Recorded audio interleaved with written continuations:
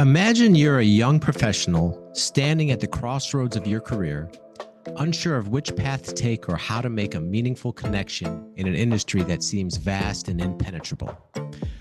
What would you do to transform uncertainty into opportunity and build a legacy worth remembering? Today's episode is custom made for young professionals and college students ready to carve out a successful career in industries they once thought were out of reach.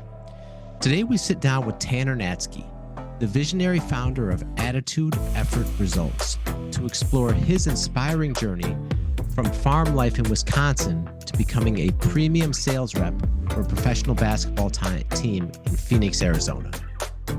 Tanner shares his passion for empowering young professionals and college students, drawing from his own experiences of navigating the sports industry without a clear roadmap.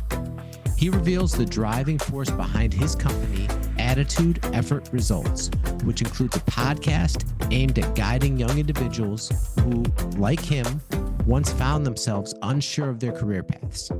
Tanner also discusses the immense value of building relationships, the importance of creating a personal brand, and how his podcast has not only enhanced his career, but also his ability to articulate ideas effectively. Tanner's story is a testament to the power of grit and growth, and he's here to share his blueprint for leveraging attitude and effort to achieve remarkable results. As always, if you found value from this content, please like and subscribe. Hello, everyone, and welcome to another episode of the Beyond Fulfillment Podcast. I'm your host, Dave Goulas, and this week, my guest is the founder of Attitude, Effort, Results, Tanner Natzke. Welcome, Tanner. Hey, Dave, I appreciate you having me. I'm very excited to have a conversation today.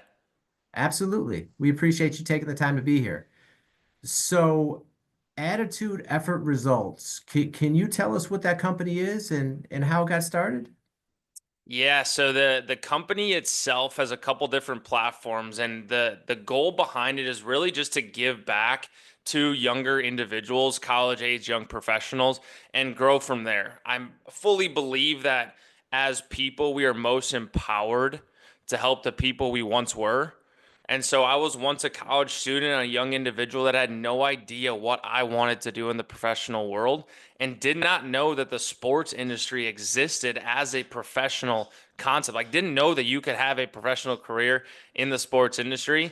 And so when I started my career, I found that a lot of college age and young professionals were reaching out, asking how I started my career, what I was doing, how did you even get a job in sports, like all of these questions.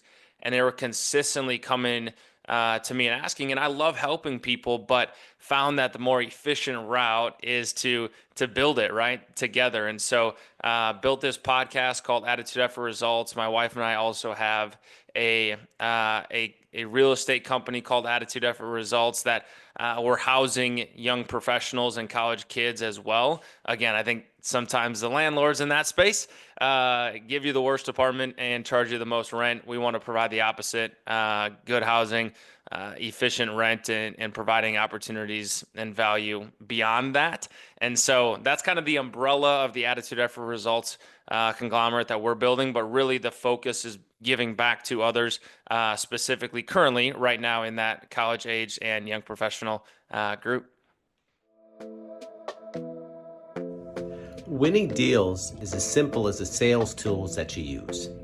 Pipedrive's easy and effective CRM lets you track your sales pipeline, manage deals, and automate the whole process so you can focus on one thing: selling. Join over 100,000 users worldwide driving business growth with Pipedrive. Customize your pipeline to match your unique sales process, sharpen your strategy with real-time performance insights, and centralize data from over 500 sales tools that you know and love. Make smarter, faster decisions with Pipedrive's AI sales assistant and win up to 3 times more deals with smart automations. Getting started takes minutes. Try Pipedrive today for free and unlock real results from day one. All right, yeah, and we'll definitely get into the podcast because you got some really powerful content, particularly aimed at young people. Can you just talk about your career journey in terms of how it started and how you figured out what you wanted to do? Yeah, so right now I am a premium sales rep for a basketball team here in Phoenix, Arizona. And so the fun part is I'm in sales, right? And sales has a pretty slimy and sleazy potential vibe to it. And I really did not want to get into sales at all. It was not a career growth or career path that I saw in my future, but relationships is what I have built as a tent pole in my career.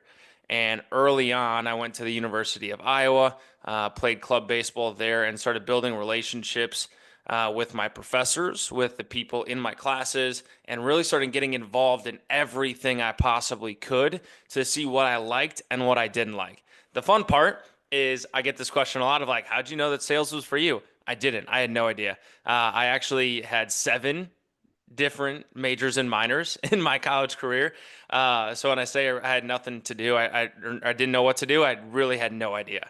But figured out that sales was a career path that I wanted to go down because I'm able to create relationships and provide value for people. Sales is really just finding a gap where an individual or a company needs and just fulfilling that need with a product or service, right? Pretty much all sales across the board, the fundamental value is the same. And so my career path started in Washington, D.C. with the Washington Nationals, a rocket of a start to my career as they went to the World Series and won it that year. And so that was an internship. I always say I was 31 days away from a ring. You had to be employed in the month of October, and I left August 31st to go back to school. So I was 31 days away from a ring, which, yeah, some of my friends have rings, and it's kind of cool that they get to have that. But then from there, I got another internship with the New York Mets. Just as I was about to move out to New York City, the world had COVID hit. And so it was that summer. And the Mets canceled their internship. So I called the Milwaukee Bucks through a relationship that I had built there. Said, "Hey, I really want to work this summer. I want to learn the sports industry. Like, can I join your program?" I knew that they had a virtual program at the time. They said yes. So then I worked virtually for Milwaukee Bucks that summer. In addition to that, the Mets actually came back and said, "We're going to try this whole virtual thing out." It wasn't really a thing at the time, right? So that summer, I actually worked virtually for the New York Mets and the Milwaukee Bucks at the same time. So that was very interesting. But from there, again, through relationships, as that's what I'll talk about all day is relationships today, figured out that I really wanted to be in the sports industry and wanted to be somewhere where I could be face to face and talk to people and be around good people. And that was in Miami. And so I went to Miami, worked with the Dolphins down there for 2 years, helped with Formula One a little bit. Miami, the Dolphins also have the Miami Open under their umbrella that they service down there. So got exposed to the tennis side of the world, the Formula One side of the world. The first two races in Miami, I was down there for taking care of their biggest client on race weekend. And then when it was time for my career to grow, and me and my not wife at the time made the decision to move out here to Phoenix and grow my career, but also for her. That was a big portion of moving out here was for her and to start her career in the healthcare industry as well. So that's kind of the Spark Notes version of my career path so far, but have bounced around, but really focused on relationships and career growth. Okay. So appreciate all that context and definitely a lot to unpack there. So relationships too. I mean, can you just expand on like how crucial that was? Because when you rattled off numerous major sports teams that you're able to get internships with and work for and have contacts with, like how did you develop the ability to create relationships and then therefore get those results? Yeah, I think today, and this is a fun saying that I've had recently, is I'm getting to a point, I promise you.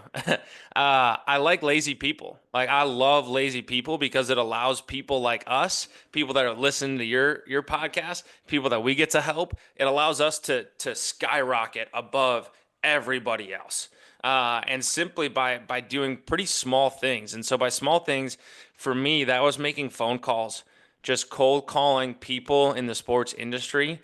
For me, I started by my sophomore year of college up until I graduated, and I'm still doing it today. But I've talked with probably five or 600 individuals in the sports industry.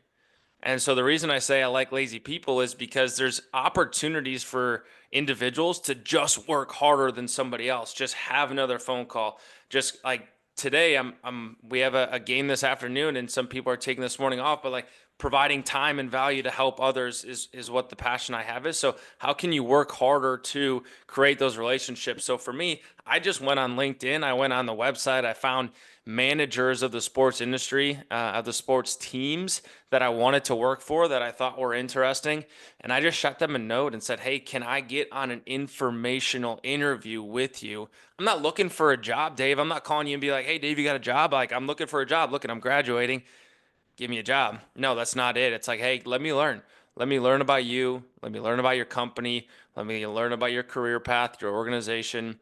And then through learning, I figured out what I liked about the sports industry, what I liked about different demographics, different cultures, different sales teams, sizes, managerial styles.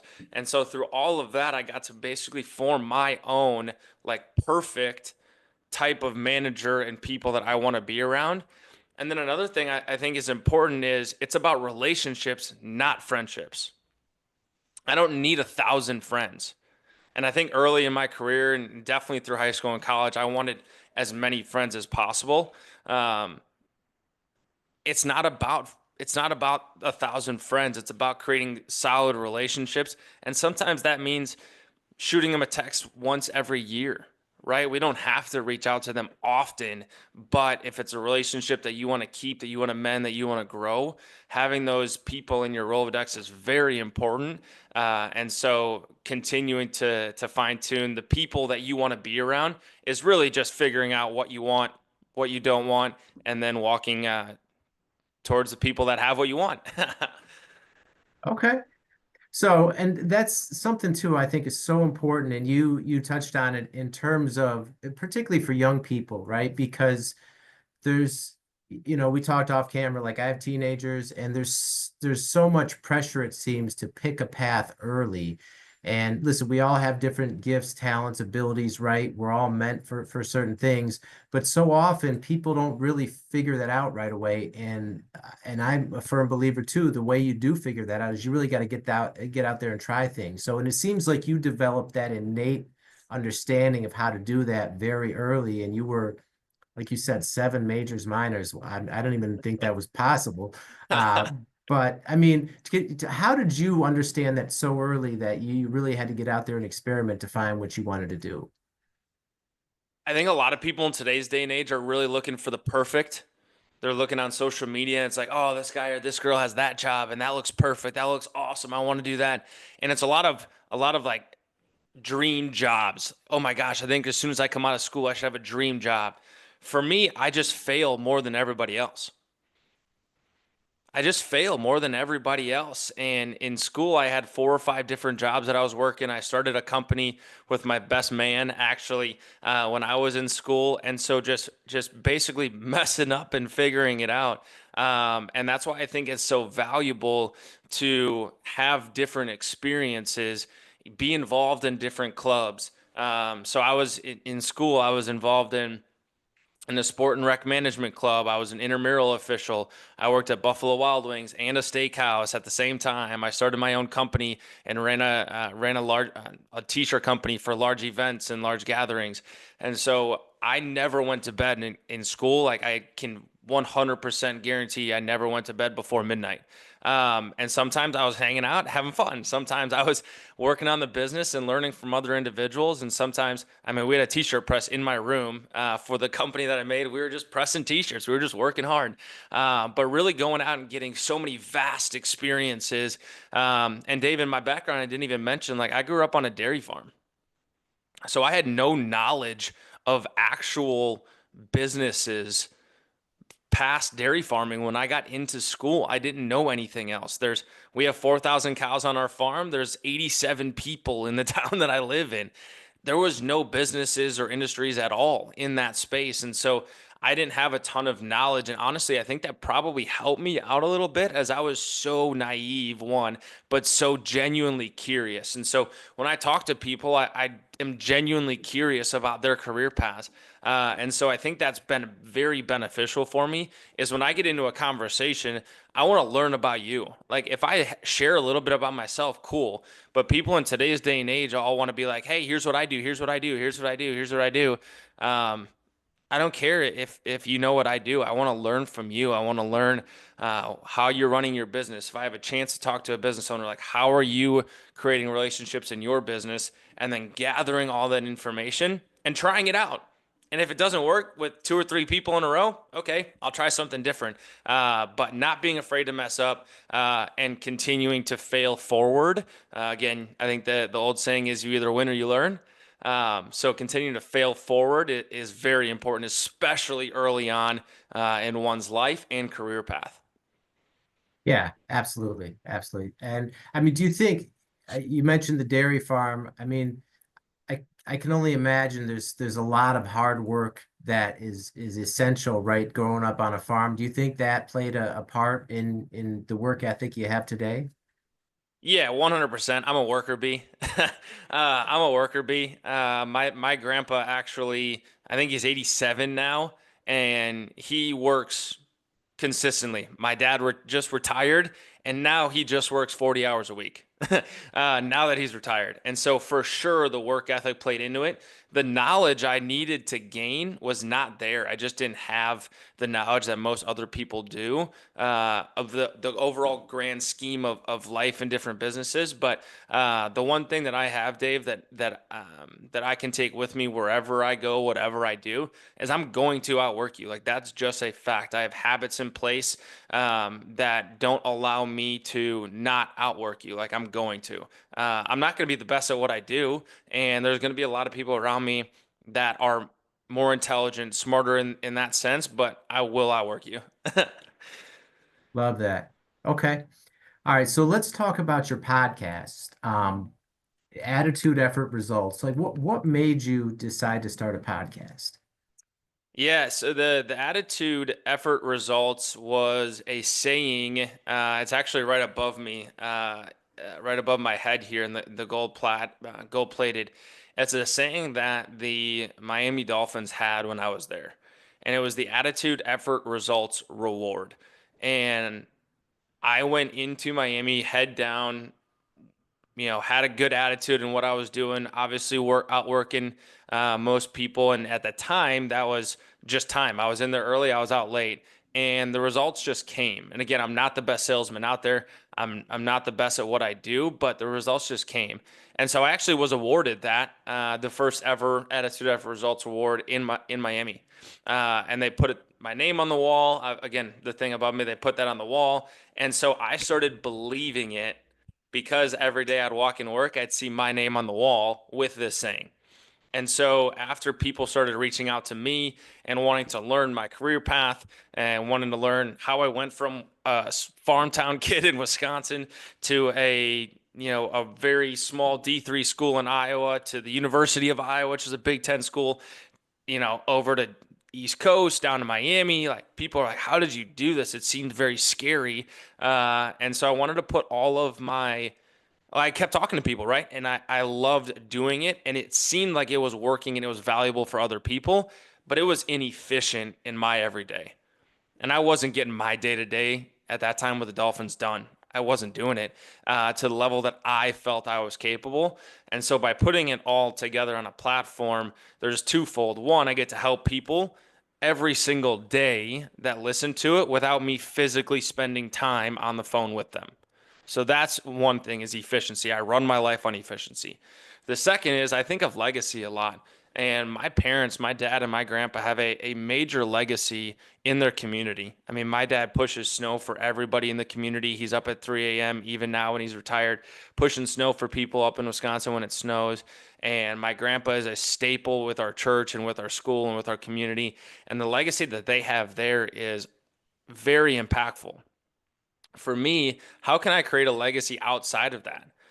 I also think of if I go early, like, will my kids or my grandkids ever hear my voice, see my face? Like, what legacy am I creating, not only for me and my family and the small community around us, but for the larger community as well? And again, going back to one of the first things I said, I think we're most empowered to help the people we once were. And so if I have an opportunity, I have an opportunity to give back to those people. I'm gonna put the effort into doing that, because I believe I'm here to give. I believe I'm here to serve. Okay. And yeah, so the just looking at the podcast, I mean, you've got I think about 80 episodes or so, and so many, I mean, it's a solo cast, and I mean, so many of them are just these valuable lessons where you talk about, going on a job interview or setting goals for the new year or, breaking into the sports world and a whole bunch of other personal development topics. So like, does this just, come like, I guess, how do you come up with all this content? Is it just coming out of you where you just have this, everything you've learned and studied and you want to give back? So some of it, I think, as you you think. The more you think about something, the more you think about where you want to go in life, the world gives it to you. And again, it sounds kind of woo wooey a little bit, but my mind is focused consistently on how to help others. And so there's instances that something will happen, and I have a partner in the podcast. I text him immediately, like, "Hey, this just happened. Like, here's an episode." Right? I listen to about an hour and a half or 2 hours of podcasts or books a day, and I listen to about 15 to 20 minutes of music. And so when I'm at the gym, driving to work, driving to a meeting, anything like that, I have podcasts and books on learning from other individuals. And so again, 80% of what I listen to and I'm putting into my mind, 85%, I guess, into my mind is self-development, is help, is progression, is leadership from high-level individuals, again, who have more knowledge and more experience than I do. And so when they say something, I can now relate it to the sports industry. I can relate it to my experiences. And so for each episode, we sit down for about 30 minutes and craft, and craft different topics and different points that we think are impactful. And then I let kind of my experience and my preparation take over from there. We're moving into a time of interviews as well, and more interviews. I think that's very impactful for people to listen to other voices and hear that. But we're still going to continue the solo episodes simply because I think, again, one, I actually don't want to see my face on social media and everything, which is interesting because our team has it up there often. But for me, it's not about me and my face. It's about the experiences that I've had and the knowledge that flows through me. And again, it's not me specifically, but it's these other individuals that are talking about coaching a basketball team, and all of a sudden I'm like, oh, coaching, like, what could a college kid do to help somebody else coach, or how could I twist this specifically for our audience? So really being audience focused is important for me, and then relating topics that I hear, that I see, to other people. In addition to that, Dave, I think another thing, we have a college speaker series. And so I have a team of seven, and two of those individuals go out and they basically find colleges that want us to speak. And so we get to go, and right now it's on Zoom, which is great because we don't have to spend thousands on flying. But we have those college individuals that we talk with consistently, like every single week. And so it's important to get feedback from them also. So being transparent and open to feedback is very important also. Hey, what'd you like about this talk? What didn't you like about this talk? What would you want to learn more? And then crafting an episode around that. So really, again, being audience focused, and providing value to the listeners is our main goal always. Okay. And so since you've been doing the podcast, I mean, how has that helped your career in the premium sports sales industry? It actually has vastly helped me in my career path, which is really fun. I did not think it was going to. I actually thought it was going to be a hindrance because of time, the time that I put into the podcast. But it has been a major help for me. One, I have learned and I have grown the muscle of efficiency. I'm not going to let my day one, which is my career path in sports, be affected by my day two. Actually, my day two is my wife. My day three, which is the podcast.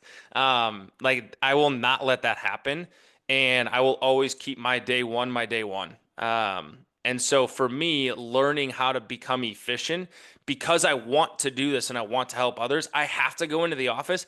There is no more phone time. Like my phone goes in a drawer while I'm banging out phone calls while I'm doing emails, and I pull it out for 5 minutes to respond to all the texts and stuff on my phone, and then it goes right back in. There is, unfortunately for me, there's no more lunchtime. I work through lunch every single day, and some people are like, "Oh my gosh, do you ever take a break?" No, I don't. But that's like the efficiency mechanisms that I have put in place and the habits that I have put in place have vastly helped my career grow because now if I don't have anything to do with a podcast, now I'm just simply getting extra work in while I'm in the office. The second thing that it's done is it has actually allowed me to articulate words better because I do it consistently. When I speak to clients, when I speak to my team members, my leaders, even today when I speak, I have a lot less ums, ands. I have a lot of that is less in my verbiage because I consistently talk to a camera. And it's interesting because anybody can do this. Nobody's really teaching me how to do this, but by talking into a camera, I can now record. I listen to all of my episodes multiple times, and I don't listen because I'm like, oh, look at this. I can listen to myself. That's so cool. No, I listen and I'm listening for the ums, the ands, the silences, maybe the sentences that didn't flow together. And so by repetition, I'm able to understand, hey, maybe when I talk about this topic, I pause a lot, right? And so the articulation that I have has fully benefited me in the sales world. Again, sales is conversation and relationship. And so it has really helped the conversation piece as well. Okay. Also, so we talked off camera and you mentioned too that this is an idea that you brought to the sports teams and said, "Hey, how can I share my passion and make that coexist with my role here?" And they were very supportive in crafting a plan to do so, and it's obviously paid off very well for both of you.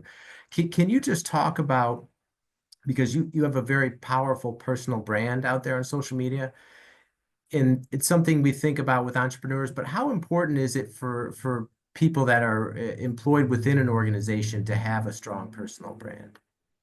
Yeah, I think you mentioned the word entrepreneurship. That's massive. I heard that term a month ago, maybe from Ed Milet, who's one of the top speakers in the entire country. He owns a bunch of companies in an island. Like he's ridiculously successful. Wealth doesn't have anything to do with success, in my personal opinion, but he's very successful. And so he actually, I heard it for the first time then. I think it's important for organizations, specifically talking about organizations, to provide autonomy for their employees. Now, there are parameters where if you just let me go haywire, there's some bad stuff that can happen, right? I did present my business plan to our team in Miami and here in Phoenix. And so after they approved, and only after they approved, I was then able to create my brand outside of the organization. However, both kind of for me get to play off each other. And so I get to help people within the organization because of the podcast. I get to help people with the podcast because of what I do for a career. But internally, it's so important to create a brand. And I actually just talked with Travis Apple. I just had an episode come out with Travis Apple, who has been all over the sports industry talking about personal brand, is because at the end of the day, the company you work for or the school that you go to does not define you. When somebody comes up and says, hey, what do you do? Or who are you? It is not determined by who you work for or what school you go to. Those are qualities and those are things that make up who you are, but really understanding who are you is so important because transparently in the sports industry, a lot of people move around to a lot of different teams. And the sports industry seems vast. But if you get into the business of sports, like I can get to any team in the country right now in 2 or maybe 3 phone calls. I'm very confident of that. Because it's not because, again, not because of who I am, but because of how tightly knit the sports industry is. And my class that I started with, there was 10 people in the sports industry that I started with. We are now all over the country working for multiple different teams. And I've only been in this industry for 3 years, 3.5 years. And so like I have connections everywhere that I've worked with all over the country simply because you either move up or you move on in the career in the sports industry. And so the team that you work for should be a makeup, should be a product, should be a part of who you are, but it does not make up who you are. And so for me, creating that personal brand, I didn't need a platform to do it, right? A platform is awesome. I've been blessed to have the opportunity to have a platform to do that. But when I actually came over here to Phoenix, I never submitted a resume to come over here. Never got on a video call. Nobody saw my face. Well, they saw my face, but I did not get on a video call with anybody in the organization here in Phoenix because all they had to do was make a couple phone calls to my managers, to the directors, to the VPs, to everybody they knew in Miami. And they say basically, hey, what's this guy's personal brand? Who is this guy?